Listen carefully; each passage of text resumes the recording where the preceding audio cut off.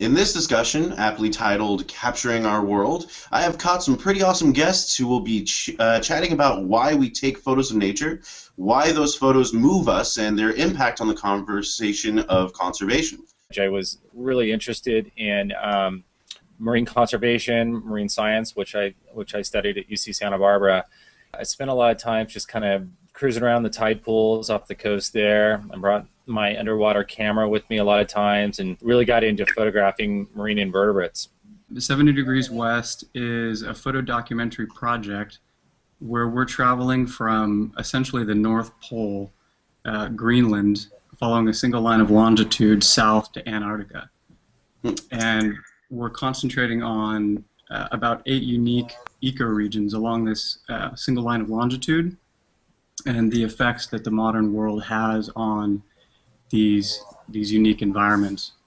Right now we're on phase 3, which will be in the Sargasso Sea, and we're going to specifically investigate the invertebrates and fish and humpback whales that migrate through the Sargasso Sea, as well as what's located in there, which is the North Atlantic trash gyre. So that's actually a photo I just took this past summer of Sylvia and the Aquarius habitat, which is located off the coast of Key Largo, Florida.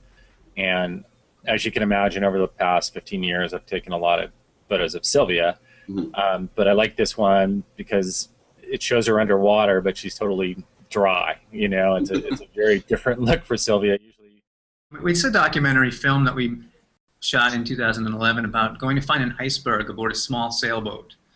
And it was just a simple idea of getting out there, enjoying nature, being a part of it, and trying to find something that we just had a whim to go find.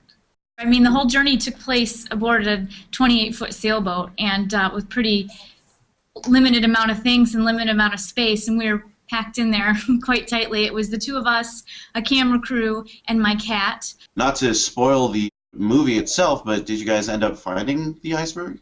Andrew, we found something better than the iceberg. Uh-oh. It was a moral struggle for the two of us as well, because, you know, the fact is that it's a very small amount of people where we were in Connaught, Greenland, and this has been their traditions, their way of life, their culture, their heritage for hundreds of thousands of years. That we should all be thinking about with people is to take images, beautiful images of the beauty that's right in our own backyard and coastlines.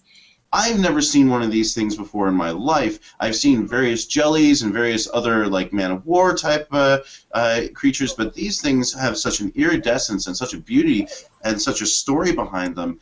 Whatever small experience you can instill in a child or a friend or anyone in your community, like that is what I think will ultimately keep nature preserved. it's Cabo Polmo, and I think that the story behind the image is even more inspiring than the image itself. I don't want to take anything away from the image, but it's such a great example of how successful a well-run marine protected area can be, and that's what Cabo Polmo is all about. It's a delicate balance. You know, you don't want to bombard people with too much negative imagery, because a lot of times they can just turn away and choose to not look. You know, so it's that balance between showing enough really beautiful imagery to inspire people to get out into nature, and then also to keep people, like Kip was saying, keep people educated and aware of what the problems are. You want to inspire people, make them realize there's still hope out there, but at the same time, you know, we need to educate the world that there are still issues. For your younger people, or people who don't know what's going on, you got to show them the beauty, but for